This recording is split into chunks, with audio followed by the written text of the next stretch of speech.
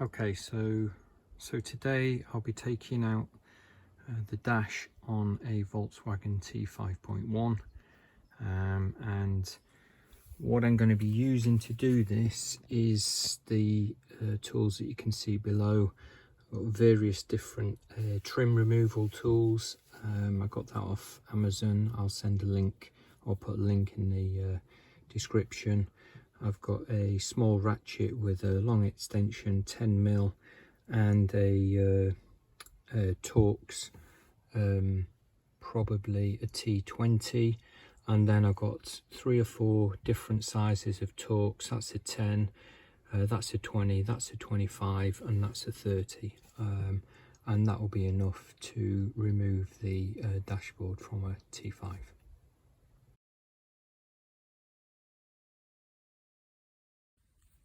Okay, the first thing that I'm going to do is remove this center section here, and the first thing that you need to do is just remove this top tray, and that's just a simple case of using one of these trim tools and popping out the tray.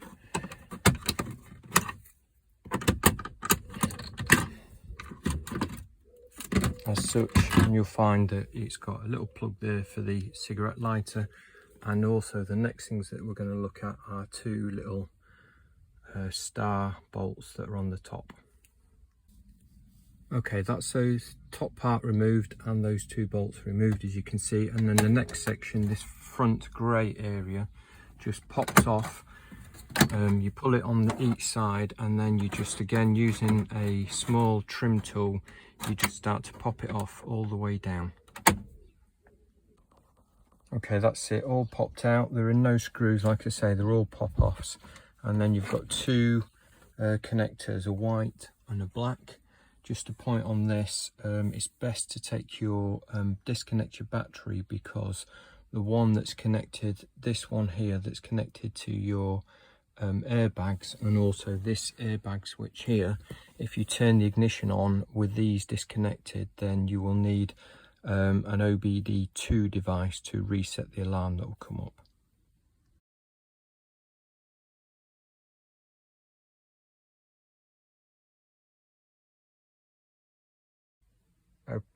Okay, so that's now disconnected on the switches, and then you've got these little air distributors. They just pull out as such.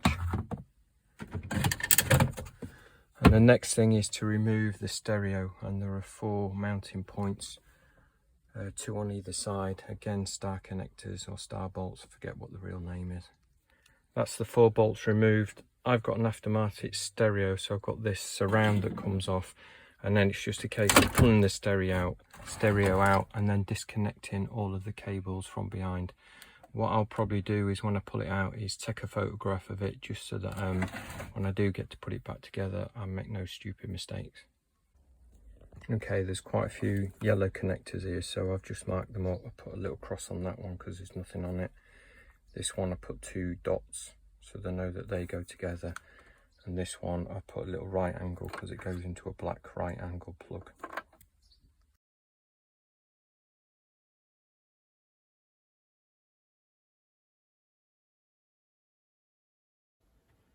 Okay, I'm going to remove the glove box now.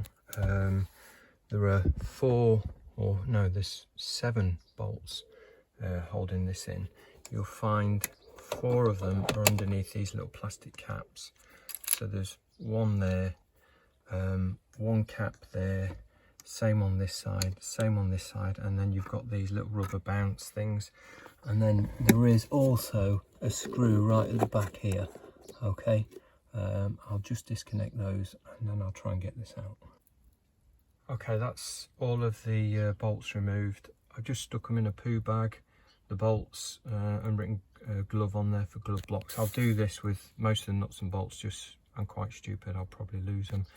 And then it's just a case of wrangling it out, just a case of pulling it and it comes free. Okay, so that then now is the middle section removed and the glove box removed. Depending on what you've got in your vehicle, in addition, I've got a digital TV receiver there, which obviously isn't standard. You may have some other cables. I've got some that power my dash cam and bits and bobs like that, which you may find I just took them out of the way.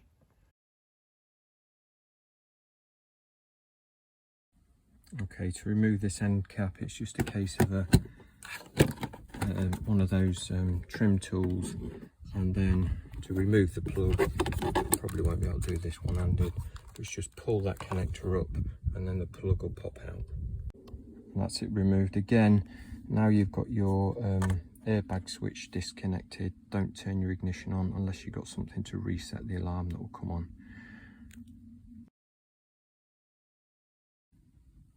Okay, so next thing that I'm going to look at is this bottom black bottom panel. You've got 3 nuts, one there, or 3 bolts, one there, and then the back, I believe, is just like a little V, that little fork that holds itself in. Okay, that's the 3 bolts out, and then it's just a case of pulling it forward, and there's those little forks that I mentioned, which just hold the back of the panel in place.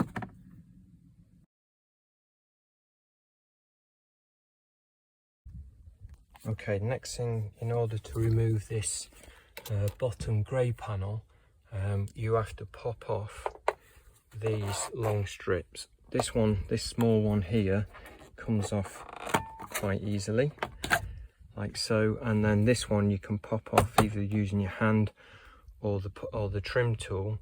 What I will say is this one's also connected to your airbag. You see those strips along there, so don't pull it too far. And then what it does, once they're off, it releases access to these screws here, and then you have a screw underneath here, and then a screw there, and then a screw on the other side, or there, that goes through into the other side. I'll just take these off.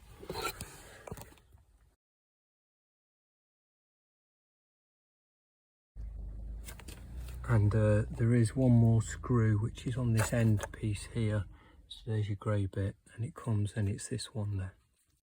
Okay, and the last ones which I've forgotten about for the bottom left hand grey panel is behind the fuse box. That's just a push button and a twist, and then you've got a screw there, a screw there, and a screw there, and then that should be able to release it. Okay, and in order just to pop it out, you need to remove this center screw, or this screw which holds this center panel in.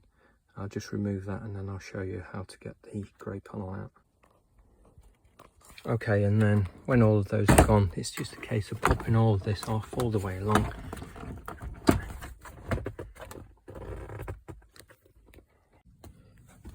Okay, and then this comes out, so you can see all the way along. These are just push fits. This one at the end is reasonably difficult, so just make sure you lever it against itself.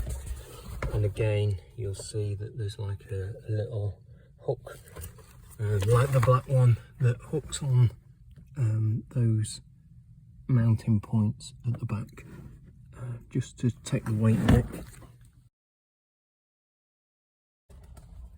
Okay, looking under here, you've got 1, 2, 3, 4, 5, 6, 7.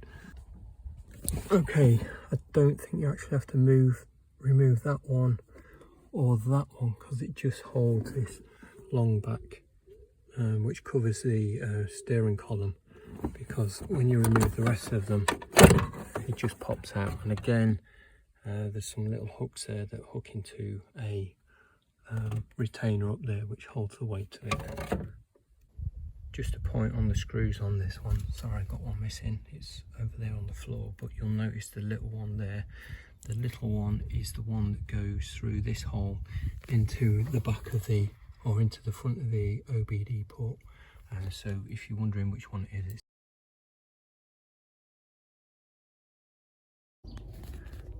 okay, so next thing we're going to do is remove this center grey panel, which comes all the way along, and there's a join here which joins it to just underneath the steering column, which joins it to the right hand side, and we have to remove this screw, which is a joint, this screw, which is the mounting, and then this screw on the other side near the fuse box that we released earlier so we could pop the other grey side out. So once those 3 screws are out, the 2 on that side and the 1 there on this side, just pull out your drinks holder a little bit, and then it's just a case of here getting your trim tool in, popping it, and pop it all the way around, and it just pulls out, and that's your centre panel out. Just left myself a little message on the screws to remind me to put the centre panel in after I refit the right panel. It has to go in that order, and you'll see why in a moment.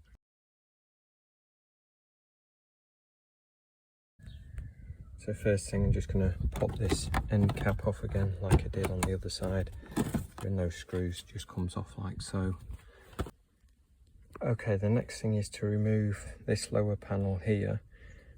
You don't have to remove the switch, but it can make it easier, and this panel just pops off. So to remove the switch, you just push in on the 0, turn it to the side lights, and then pull it out. Actually, mine's got a little bit of a crack there. And then the next thing is you just pop this off here with a trim tool, which is difficult one-handed. There we go.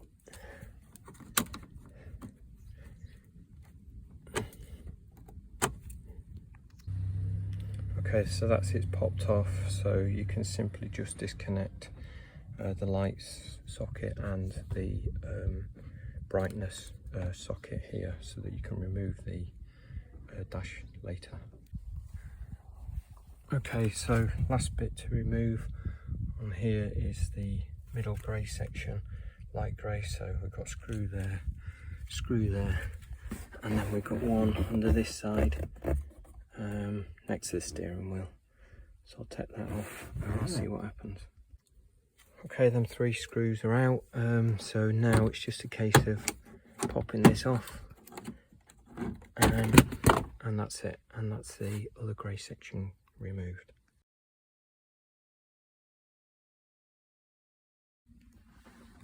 Okay, now we've got all the lower panels, the centre panels and the glove box removed.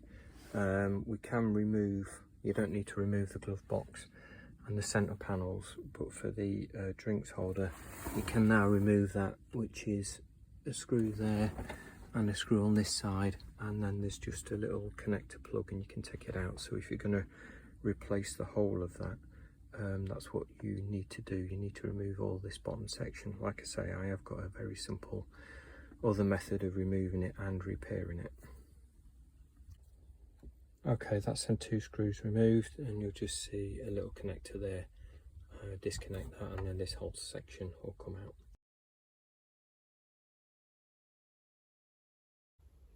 Okay, next thing I'm going to remove is the temperature control system, and that's just a case of some locating screws either side, and then disconnecting a series of plugs at the back. Okay, just a point on these connectors here, if you've not seen them before, you've got these little red tabs on, and you've got to flick those up in order to be able to press the black thing in to release the connector itself. If you don't, you'll just break them. So that should come out. I can't do it one-handed, but it should come out. Okay, so then that just leaves like the air conditioner and that carrier.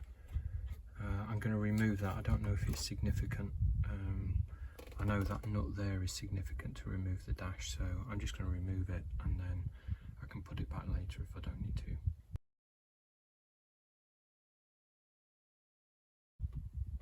Okay, so next thing I'm going to remove is this here, because obviously there's a switch behind there that's going to be connected, so I won't be able to get the dash out. I can see in there a screw, and then I think the rest of it is just a push fit.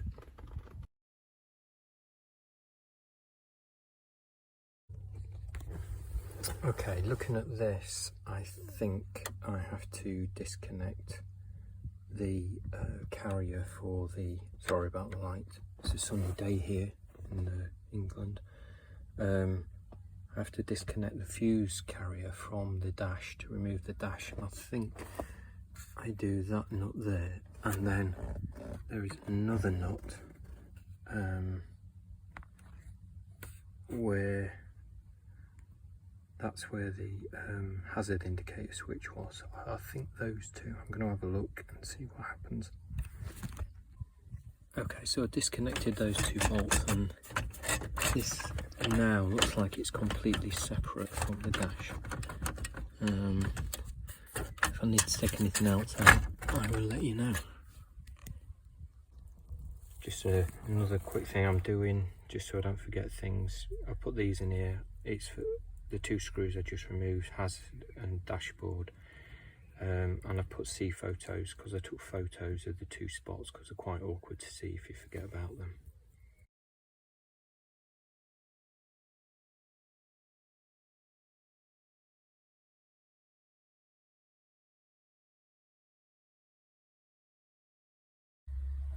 Okay, next thing is to remove the gaiter on here so that we can lift this section over the gear knob when we want to remove it.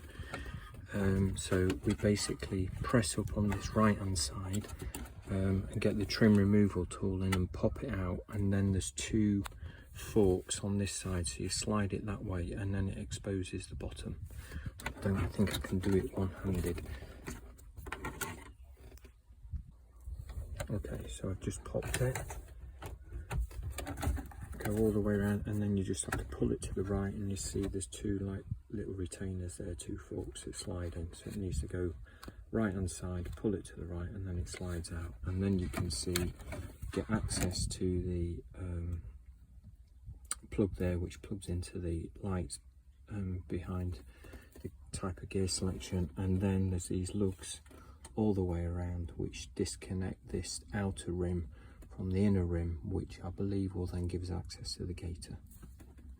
Okay, so I've disconnected the outer ring, and now I can see actually you don't need to go any further because the ring will actually now fit through, so the gaiter doesn't need to be removed, and it should go straight over the top when we come to remove it, when we come to remove the dash. Okay, so now it comes to taking the dash out. If you go underneath the steering wheel, you will see there are two screws.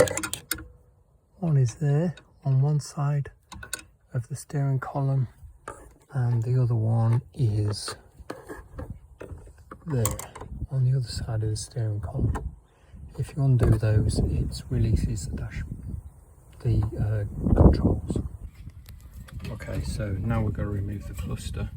I've got this little tool actually, I've just noticed it's got some like hooks on the end of it, and that was pretty good to just hook on and pull it forward. Okay, I pulled it all the way forward, and what I did do to give me more access was just release the steering wheel and pull it fully forward, and then also I've got a little microphone for my telephone there which I just disconnected, and then it's just a case of disconnecting the block on the back.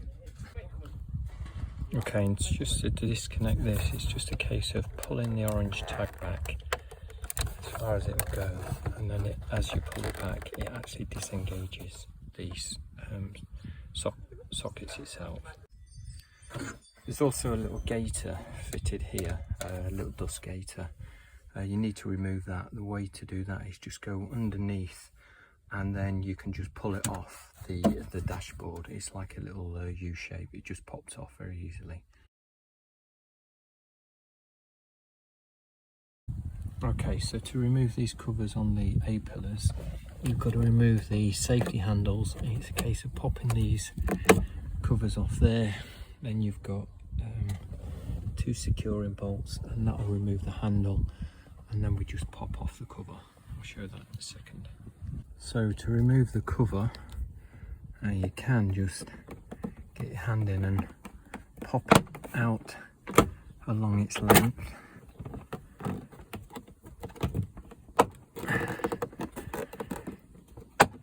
Like so. And then once you disconnect it from the mounts, it'll all come free.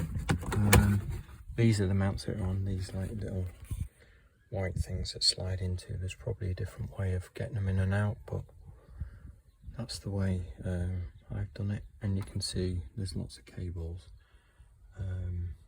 bits and bobs, aerials, for various things I've got within the van.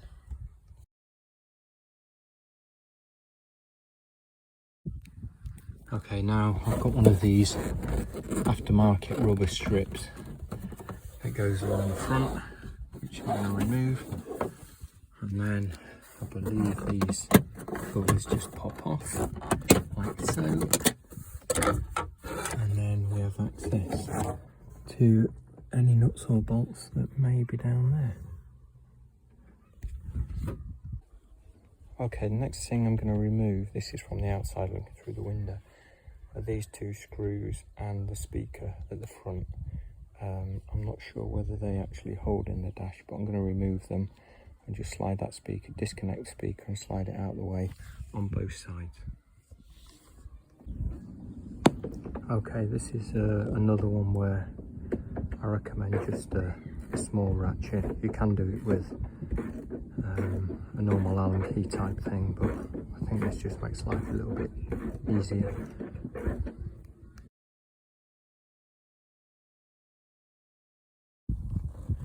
Okay, I'm going to remove the air directional blower on this side. It's a case of in the back on this bar here, there is a screw in the back and then it just pops out. Once that's done, I'm going to repeat the process on the right hand side with the A-pillar, the speaker cover and also the air direction. Okay, with the air direction thing removed, you can now see where you got to go in round the back, and it screws into the back of there. A little ratchet is probably the best for this job, if I'm honest.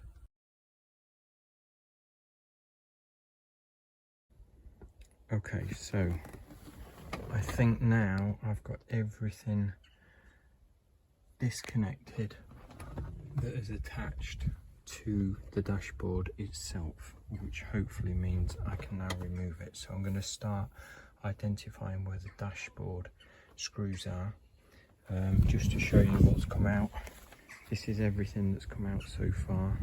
If you've got the opportunity to lay it out like such, it may make it easier when you're putting it back together. Okay, now we're at the point where we're going to start removing the screws for the dashboard. We've got one at this end, 2, 3, and then you've got these little locating lugs that you need to lever the dashboard around. Moving along the bottom here, you have one here, which is just near the fuse box. You also have another screw here, which is on the left hand side air vent. You have a large 10mm or a 10mm bolt there, and then moving along you have another mount and screw there, and then the same on this side. You have a mounting screw, you can't see it, just there, and then on the far side of there you've got the same 3 screws and the same lugs as you've got on the other side.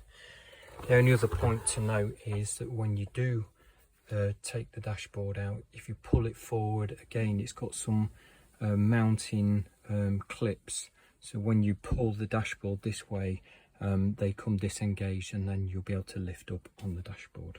All of the nuts and bolts, or all of the screws, sorry, were removed, and then it was a case of releasing these